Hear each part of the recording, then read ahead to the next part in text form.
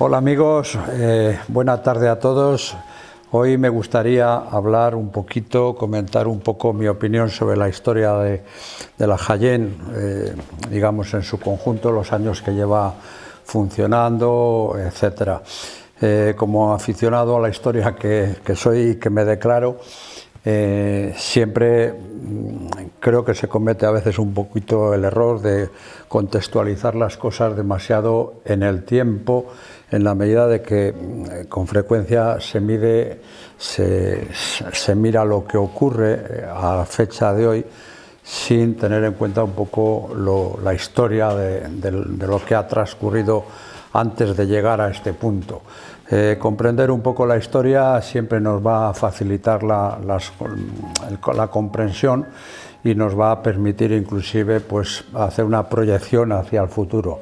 Centrándonos en el tema, la Jaén como tal, pues, o la alta fidelidad, tampoco quiero dar datos muy precisos ni ser demasiado numérico, referenciado a fechas concretas, sino una idea un poquito global, porque lo que intento es transmitir la idea, es transmitir un mensaje.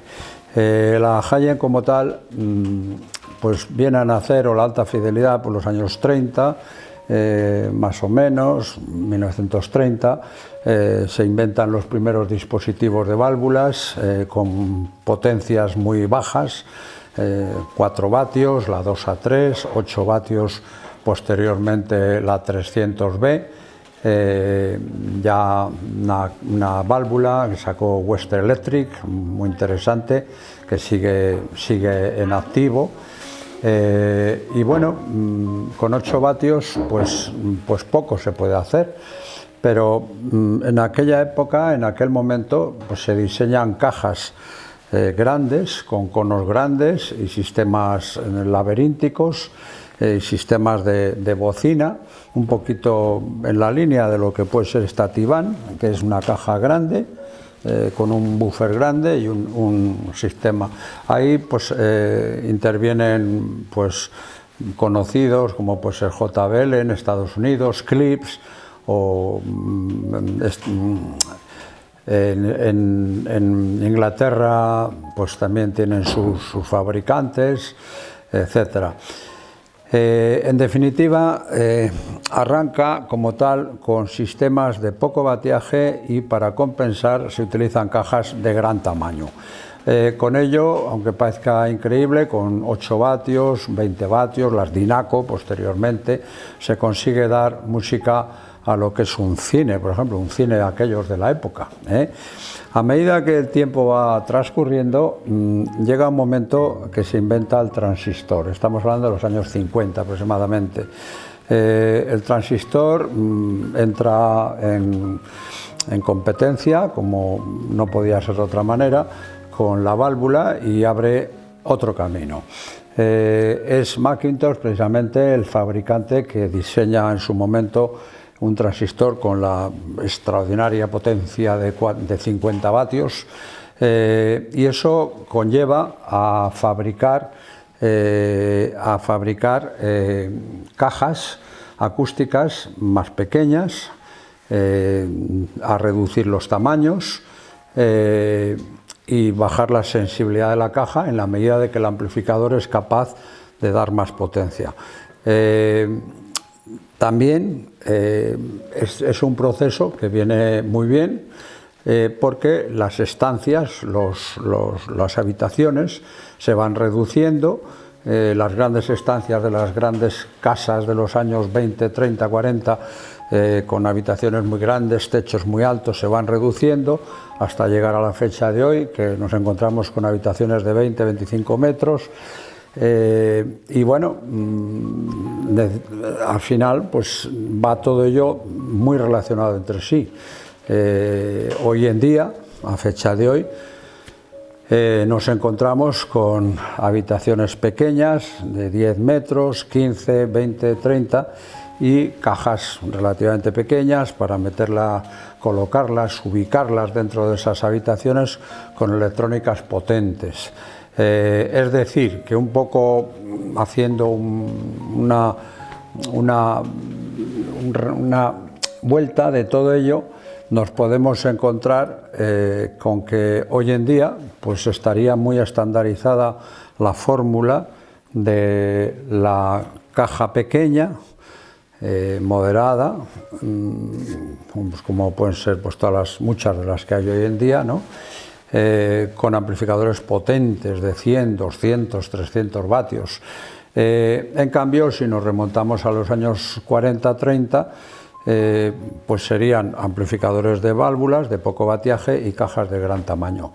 Hoy día también cabe hacer el inciso de que en aquel momento obviamente todo era con sistemas analógicos de plato giradiscos y hoy día puede ser con sistemas de platos giradiscos o también con sistemas digitales, etc.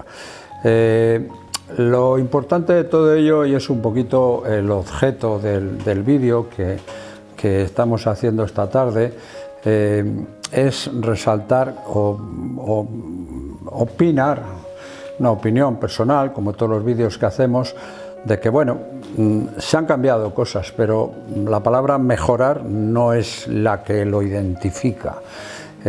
Hoy día se hace diferente a como se hacía en aquella época, pero eso no quiere decir que sea mejor, o de hecho no es mejor. Hay muchas personas a fecha de hoy que prefieren optar por la fórmula de cajas grandes, 12 pulgadas, 15 pulgadas, cajas de tamaño grande y electrónicas de menos vatiaje. En definitiva, se puede conseguir un sonido estupendo con fórmulas que podríamos clasificarlas o adjetivarlas como actuales, pero también con fórmulas muy pasadas. Por eso nos podemos encontrar perfectamente con equipos actuales que muchas veces y con frecuencia pertenecen a gurús reconocidos, en los cuales utilizan pues un amplificadorcito con una 300B, 8 vatios, unas cajas de alto rendimiento y bueno, pudiéramos pensar que esa persona, pues bueno, pues es que está anclado en el pasado, bueno, es nostálgico, no está actualizado, es anacrónico. Bueno, pues no necesariamente, porque precisamente estos gurús de los cuales estamos hablando pues son personas que de alguna manera ya están de vuelta, y saben un poquito que en realidad tienen dos opciones para poder elegir y se definen o prefieren por la primera, por la anticuada, por la antigua, por la que ya está un poco pasada de moda. En realidad, simplemente y como anécdota, me gustaría abrir un pequeño paréntesis, y es, por ejemplo, pues con el tema del estéreo y el mono, por ejemplo. El estéreo, que arranca en los años 56, desbanca completamente al mono por los años 61, 62. Todavía hay muchos músicos, Bob Dylan, inclusive los Beatles, etcétera, que sus primeras grabaciones prefieren hacerlas en mono. Bueno, pues hoy en día hay personas que prefieren escuchar sus equipos en mono. Pudiéramos pensar la misma retórica. No, es que son personas anticuadas, personas nostálgicas, que abogan por un sistema muy antiguo, por puro fetichismo. Vamos, pues no, nada más lejos de la realidad. Escuchar una buena cápsula mono, de hecho casi todos los fabricantes de alta gama de cápsulas caras hacen sus cajas, sus cápsulas más caras en versión mono también, cuidado con el tema. Bueno, pues escuchar un disco, una grabación en mono, suena muy bien. Lógicamente no vamos a tener el juego de fuegos artificiales de izquierda a derecha, cositas por la izquierda, cositas por la derecha, pero nos va a dar una imagen frontal muy armónica, muy maciza, con una orquesta muy bien recreada. De hecho, me atrevería a decir que cosas complicadas, como por ejemplo pues, las sinfonías de Sostakovich o de Sibelius, etcétera, pues casi me atrevería a decir que se escuchan mejor en mono que en estéreo.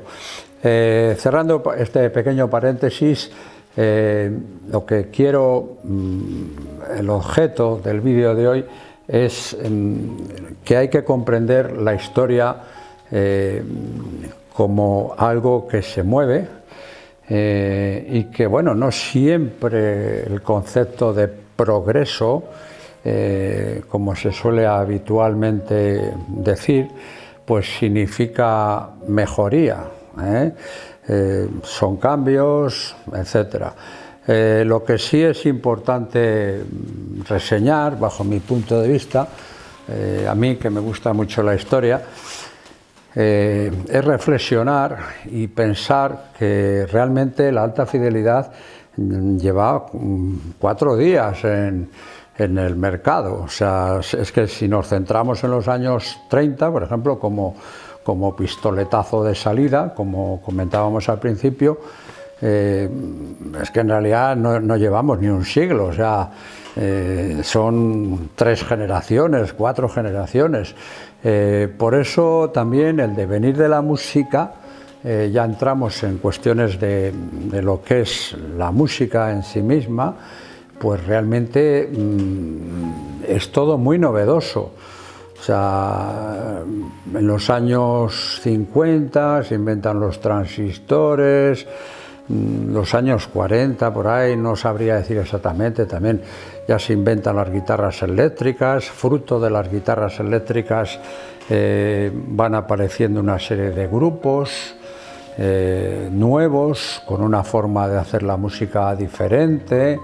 Beatles, bueno, el John Lee Hooker, el otro, vamos, se produce un tipo de música nueva que realmente, pues, a los que nos gusta o nos deleitamos con la música, también la música llamada pop o música actual, no clásica, eso es aparte, pues son grupos que casi todos, no hay casi grupos del 50 hacia atrás. O sea que es todo muy novedoso. Realmente, y ahí concluyo, con frecuencia el ser humano por naturaleza vive el presente de una manera excesivamente presente, valga la redundancia, sin darse cuenta de que en realidad ese presente forma parte de una historia y formará parte en un futuro también de una historia, pero que esa historia es corta, esa historia es muy corta y bueno, realmente no hay una proyección larga en el tiempo. Por ese motivo, bueno, pues cabe esa reflexión, cabe esa reflexión. Como amante y para terminar de la historia que soy, me voy a permitir la licencia de hacer una parte B del vídeo, hablando únicamente de la historia, no de la Jaén, que la vamos a referenciar en el vídeo, en la parte de abajo, como un vídeo externo y que os animo a ver si estáis interesados, pero os repito, no es un vídeo de Jaén, es un vídeo de historia. Gracias a todos por seguir nuestro canal y que disfrutéis de la música como siempre. Un saludo a todos.